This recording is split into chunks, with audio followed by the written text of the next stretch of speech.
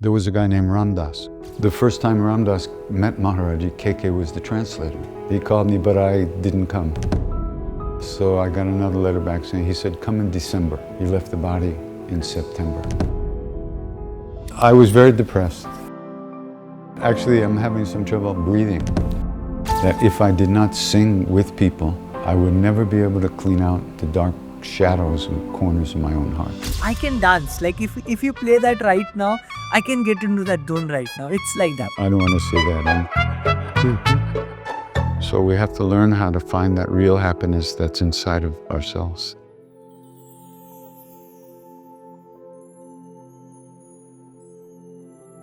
Ram Ram, welcome to Rishikesh. Thank you. So I would like to know, how would you want me to address you? KD, Krishna Das, sir? God, Mr. God. Mr. God. Yeah, you know who Sultan Khan was? Sultan Khan. Sultan Khan, good sarangi player. Oh, yes. He used to call me Mr. God. Mr. God. So I'll call you Mr. God. You can call me KD. Okay, superb. So who you are, if I would ask you to define who you are? You know, I'm just another human being like the rest of us, wanting to find happiness, wanting not to suffer. And I got lucky. I met a real guru. And that's really the whole definition.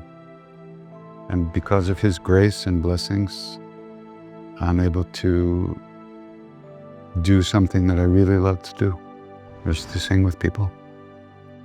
I never thought I'd be able to do something like that. Tell us something about your first visit to India.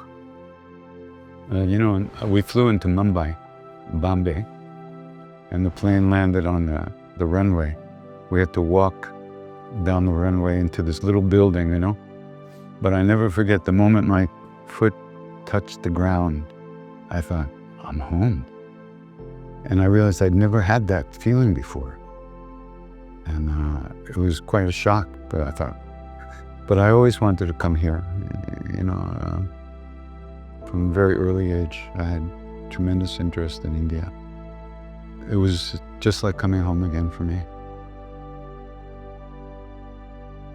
Tell us about your experience, your journey from the day you got involved with Guruji, from the day you got into the Kirtan, and from the day what has changed for you as an individual. A simple question. No. Well, I was reading books about, I read Autobiography of a Yogi, I read the Gospel of Krishna.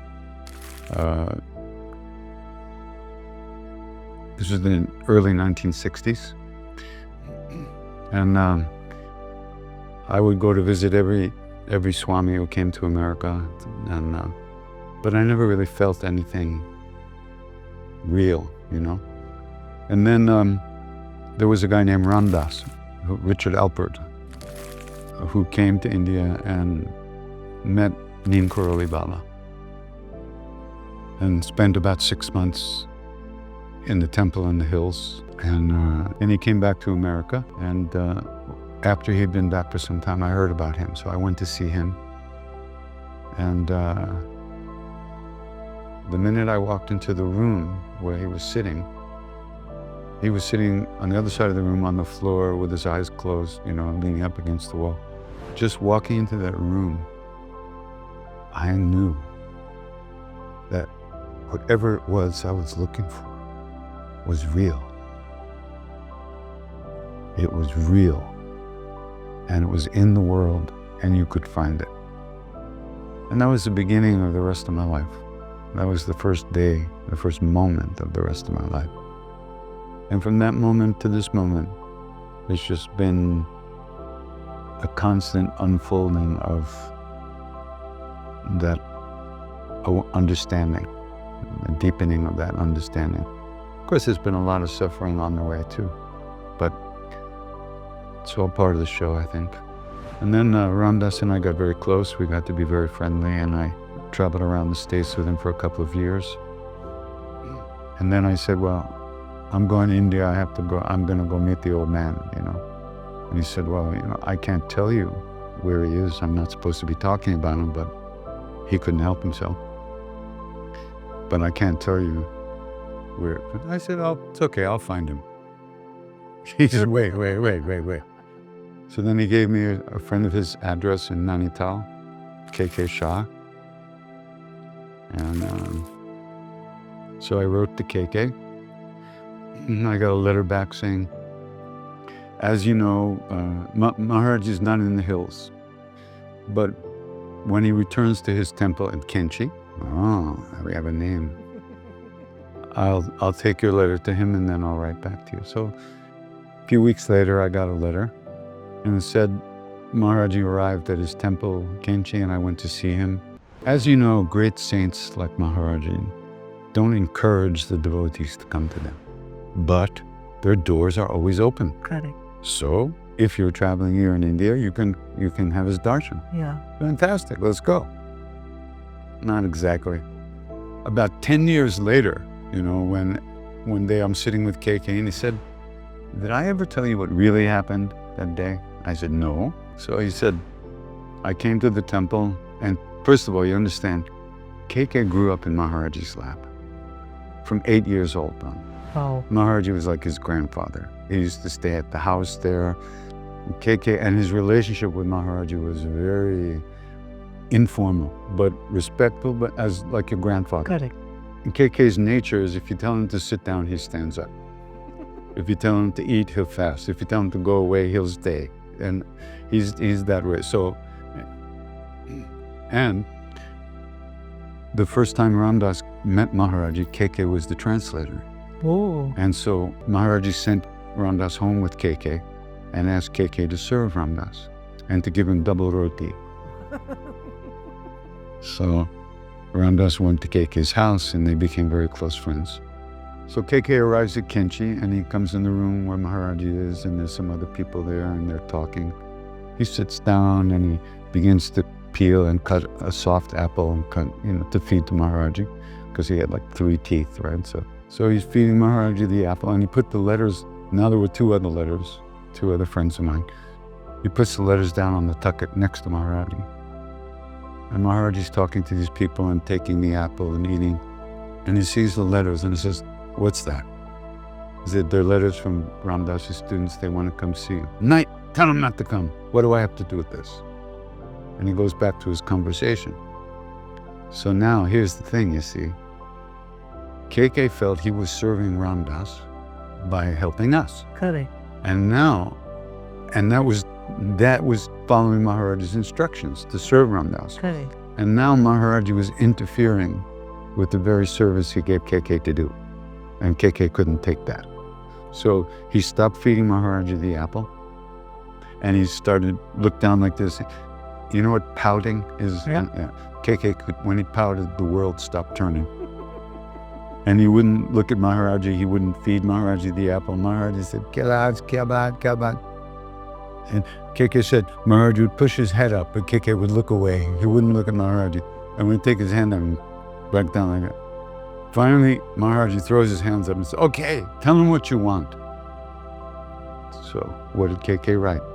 As you know, great saints like Maharaji do not encourage the devotees to come, but their doors are always open. This is the way Maharaji is actually. He appeared not to be at all involved in things. Yeah. And yet, from another level, he was running the whole show. He organized everything. He wrote the script. He pulled the strings on all the puppets. Wow. And for instance, in my case, look at this. I'm a kid from Long Island, New York. Yeah. What am I doing here?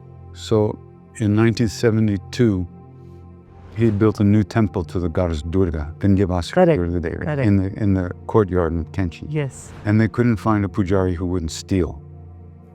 They went through 3 of them, and each one they caught stealing the donation out of the box. So the guys that ran the temple said, Baba, we can't find a pujari, then we steal. What do we do? My pujari won't steal. Wow. Who's that? Krishna Das. So I was called from the back Wow. and I was asked to be the pujari of this temple and distribute the Charanamrit.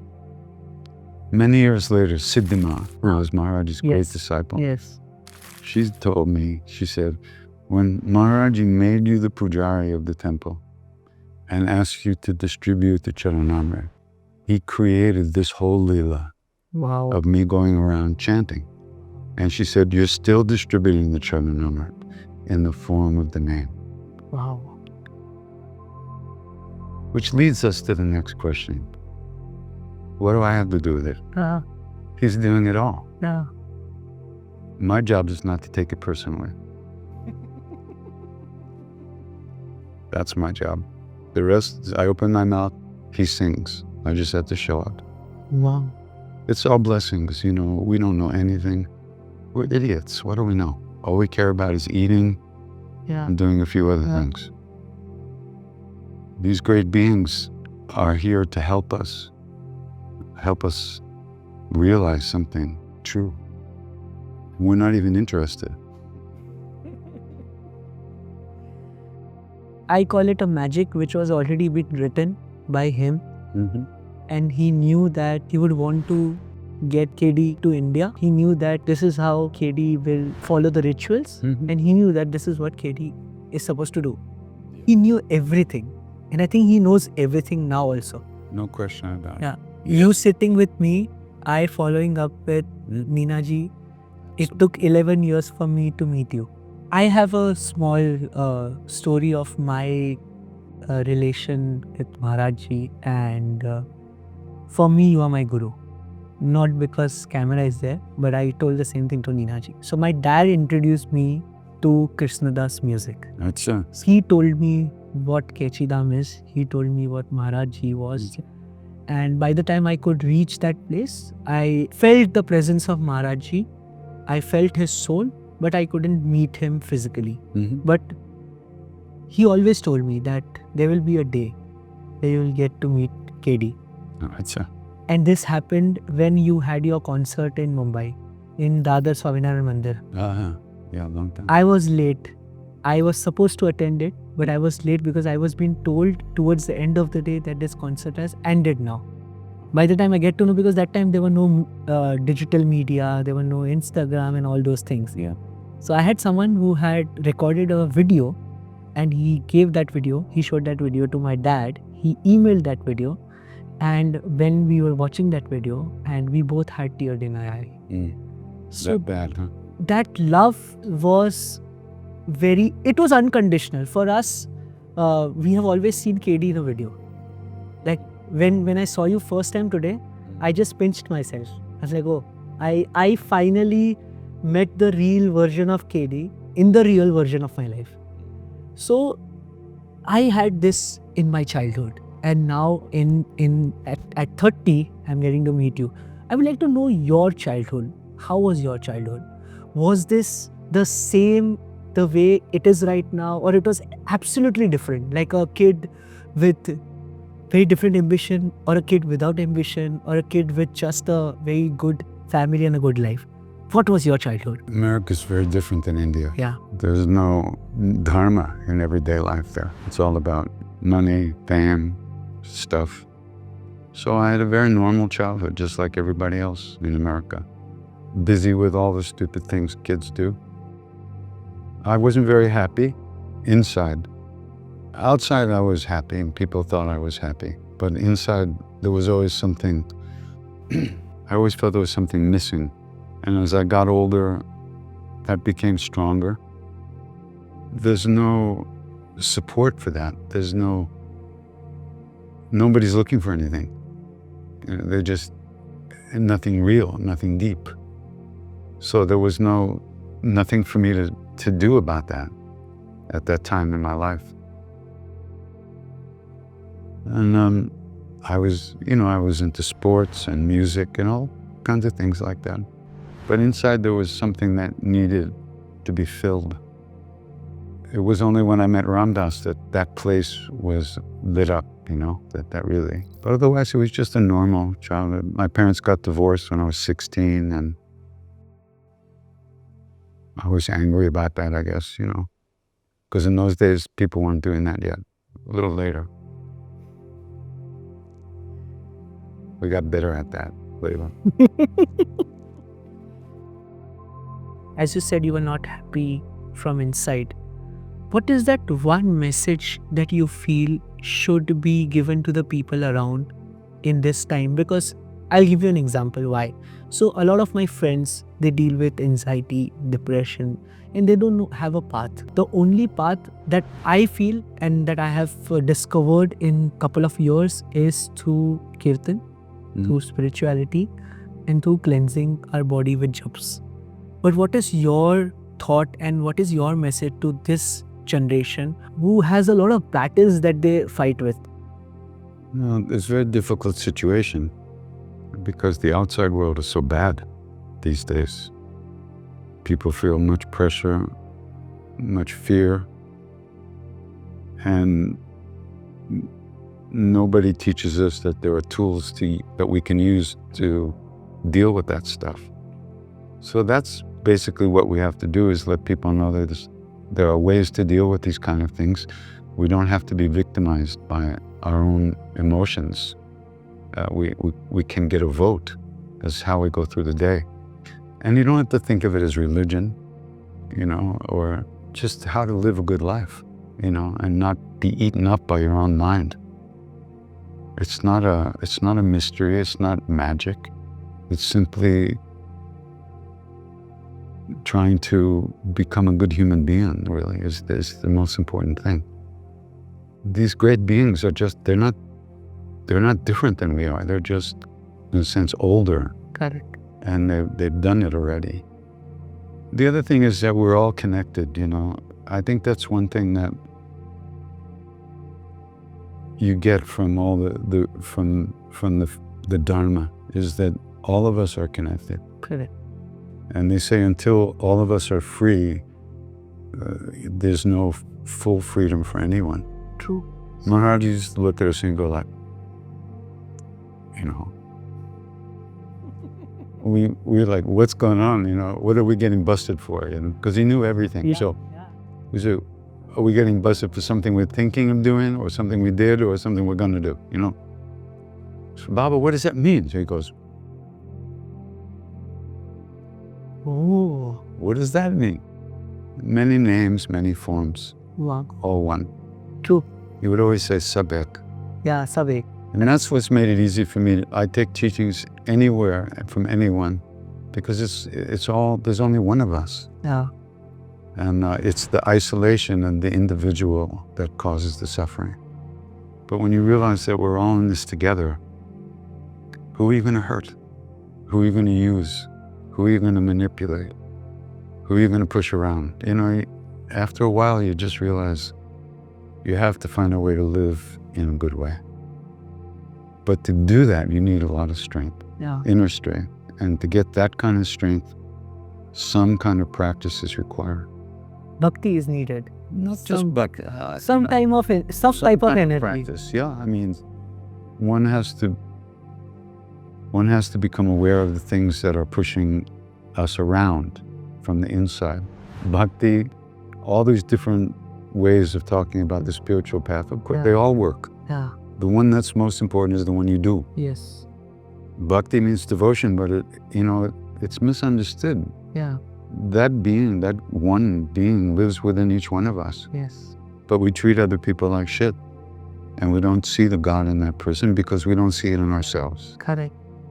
So it's important to get some insight into why we're doing the things we're doing. But the most important thing is that it's possible. That it is possible to find real goodness in our own hearts and in the hearts of others in this world right now. It's more than possible. It's required ultimately.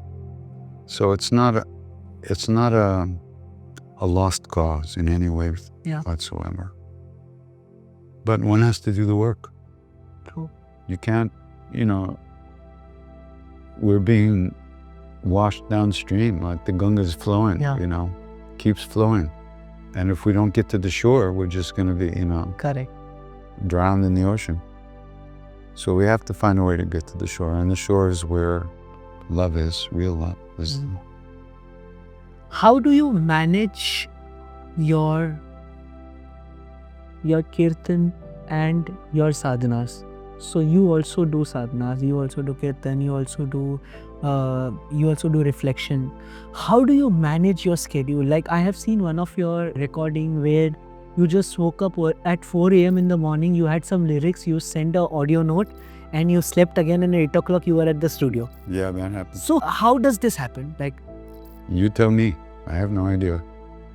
I don't have a plan. I don't know what I'm doing. I don't know where I'm going. I just keep singing. I get invited somewhere, I try to go. That's all. And I don't know what's going on. I don't even care. As long as I can sit down and sing sometime, I'm good. wow. And I don't get up at 4 o'clock in the morning very often. It's closer to the time I go to sleep. What is Nina ji's role in the entire journey? How important and how difficult that person has been with you? Well, without Nina, I'd just be sitting home watching television. You wouldn't be here either. She takes care of, we plan the tours together. She makes sure it all happens. My daughter does the social media and handles a lot of the things, and Nina's sister, Serena, does a lot of stuff. I mean, it's just like a family business, really. And Your daughter also is a part of your band. Hmm? Your daughter is also part of your band, right? yeah, sure. Sometimes Yeah. she's too shy. She doesn't like to sing. Because I've seen her in a couple of your videos. Yeah, she's been there, yeah. And her husband is the sound engineer, so Correct. we got it covered, Wow. But it's all, I don't know how any of this happens. It's a wholesome family altogether. Semi-wholesome anyway, course. But, so what really, this all started, I knew that I had this, I was very depressed. And it was probably the early 90s. Really, I was not in good shape for a lot of reasons.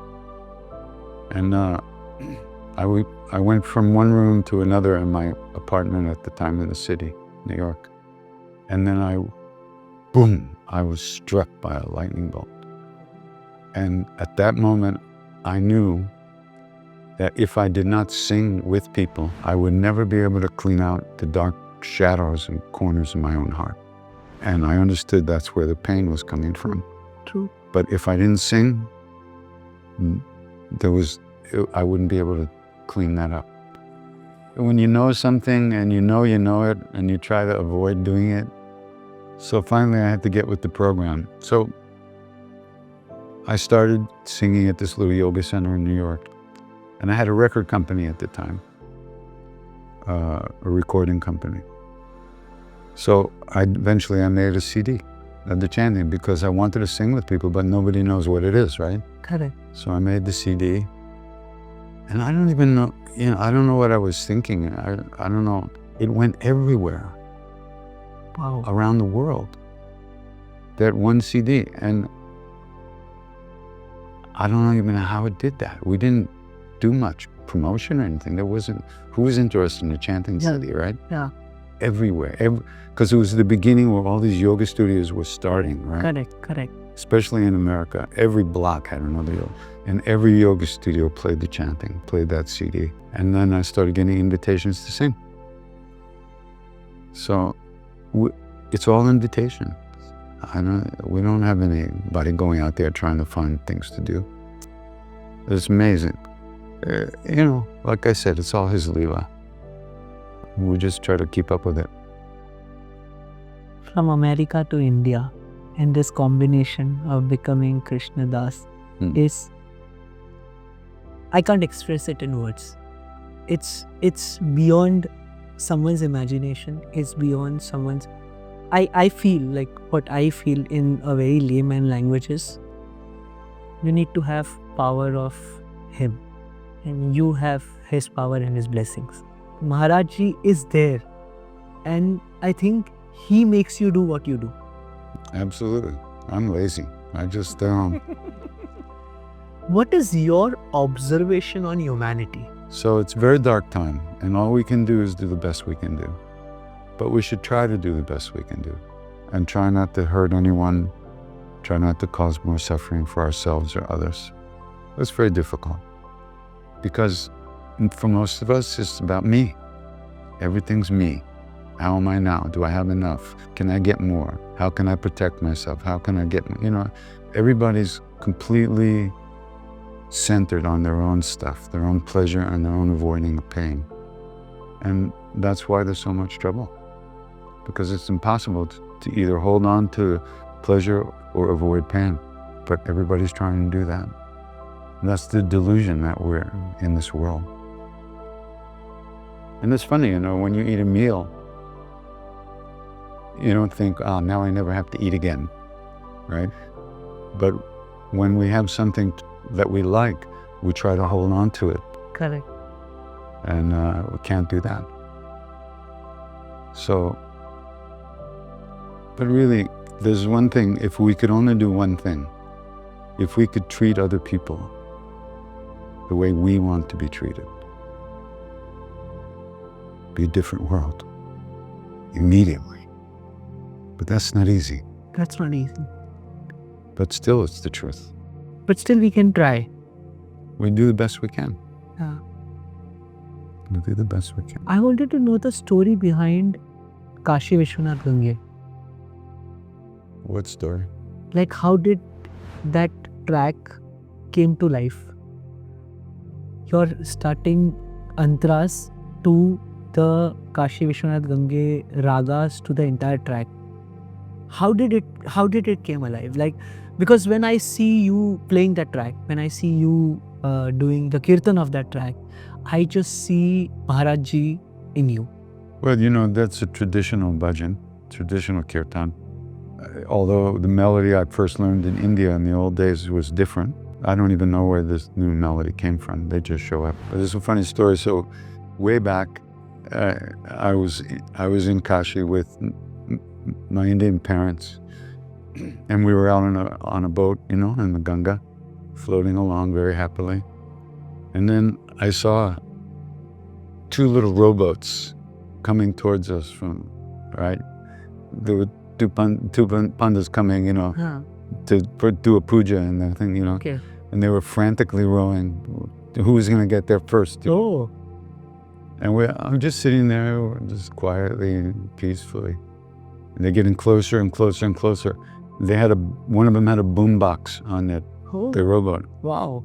And they were playing me, Okay. singing Kashi Vishwanath Gange. Wow. If I had a bomb, I would have thrown it on the boat.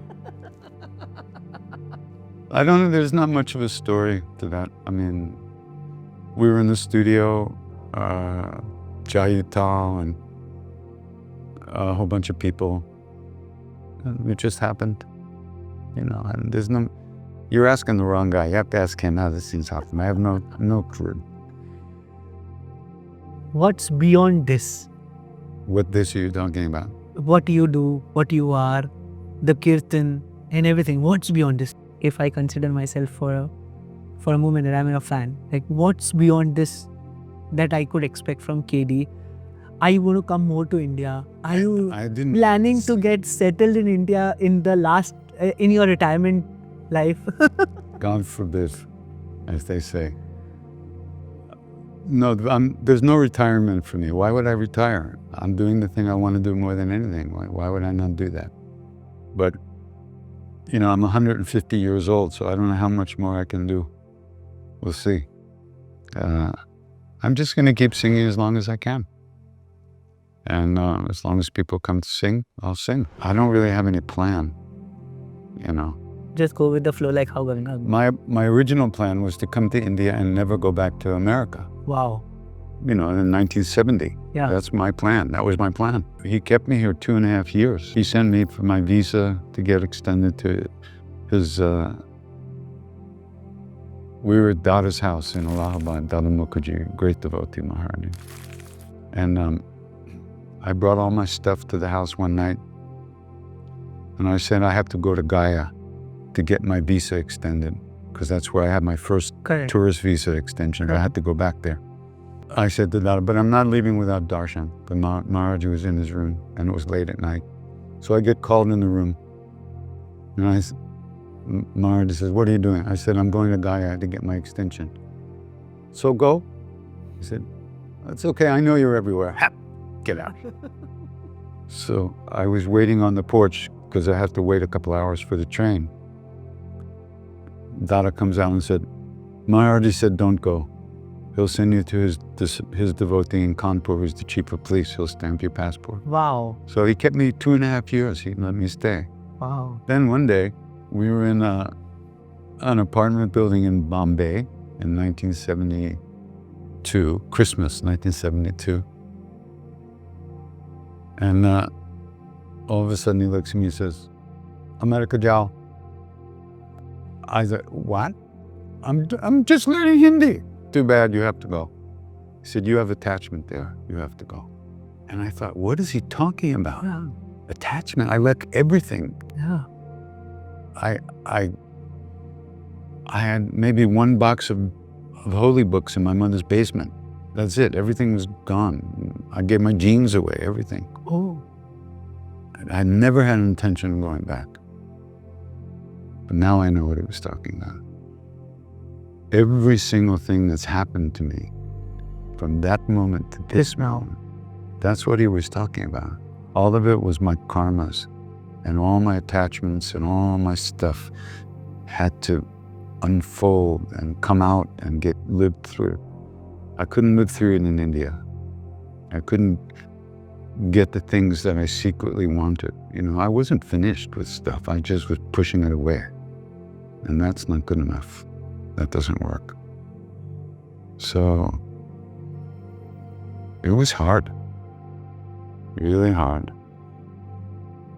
But he knows, he just knew that was the thing that had to happen. And they told me that a few months after that. So he sent me home. He said, when your visa's up, which was March, then you go. So I left in March, and sometime in the summer, one day Maharaj came out of his room. There were some Westerners there. He said, where's Krishna Das? The man who knows everything. Yeah. Where's Krishna Das? Baba, you send him home. Nay, tell him to come back. I want to see him. I want to hear him sing. Tell him to come back. Tell him to come back. He threw a fit. Oh. And then they wrote me a letter. They said, Maharaj, he says, come back. Wow. And, but you see, when he sent me home, he told me, get a year visa and $1,000. We had no money. There was a couple of people had money. There was a little Hanuman fund. If he needed some rupees, he took it. That was for 2 years. It was like that. And then Maharaj fed us, and so we said, get $1,000 and a year visa, and then come back. So after I got that letter saying Maharaj wants you to come right away, I wrote back and I said, you told me to get a visa, which I've applied for, as an ethnomusicologist studying the folk songs of the Kumaon Hills. That was the bullshit I told them. And then I was making money, working. Yeah. Said, do you want me to wait for the visa or do you want me to come right away? So I got another letter back saying, he said, come in December. Oh. He left the body in September. Oh. Whoa, exactly. So when he earlier called you. He called me, but I didn't come. That's the sound of the knife going in my heart. But that knife was taken out later on. After 9 years. After more years, after 21 years. Huh. That knife came out. But for many years, I really suffered for that. Yeah.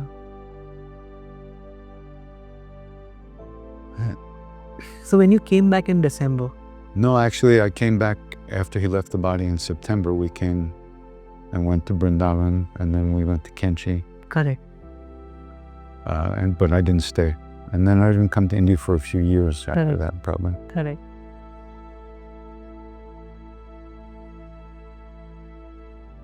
For people like me, or people like all of us, few things that you would like to say, you would like to talk about, or you'd like to just give a closure to. Well, everybody wants the same thing. Every single being in the universe wants to be happy. But we don't know how to do that. So we have to learn how to find that real happiness that's inside of ourselves. It actually is who we are. We are that love already. But it's our thoughts and our emotions and attachments that prevent us from knowing that. So this is our work. We're born for this purpose, for finding out who we are and finding the real love that lives within us. And it's inevitable. I mean, sooner or later, everybody gets there. But we do create a lot of suffering on the way for ourselves and for others too. So just try to do the best we can. KD, thank you so much for this time and this opportunity. And as I said, I will meet you again. Yeah, I'm happy Yeah. to be here. Either it will be in India or I'll fly to US, but I'm going to come. I'll make sure you don't get a visa. I know people in government there.